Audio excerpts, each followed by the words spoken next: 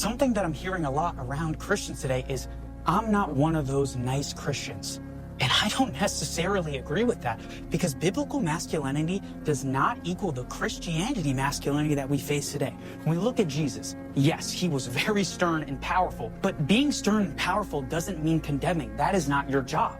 Being stern and powerful and strong in moments doesn't mean disowning someone. Jesus would never disown him. So why are you cutting off your biblical traits, your fruits of the Spirit that God calls you to have, just because someone is not getting it or is not following the way that the Bible is following it?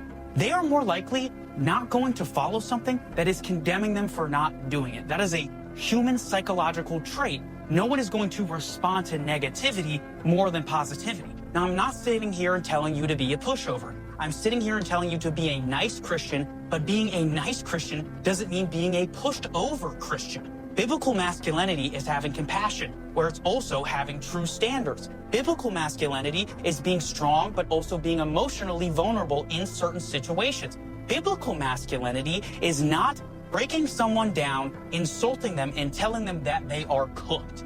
Christianity masculinity has become this big persona that we need to poke them with a thorn until they get it. Instead, what Jesus wants us to do, stand on business, relay the open hand, and wait for them to tug on it. Not coming at them and saying, you need to do this or you will die. You need to do this or Jesus will hate you. You need to do this or I don't want to mess with you. I have plenty of friends, plenty of colleagues, plenty of past relationships that don't follow Jesus. Do I still love them? Absolutely. That's biblical masculinity. I'm not going to go up and look at someone that's lustful, look at someone that's sinful, and condemn them and throw a stone at them. But I'm also not going to sit right with what they do, but I am going to sit right with who they are and who they can be.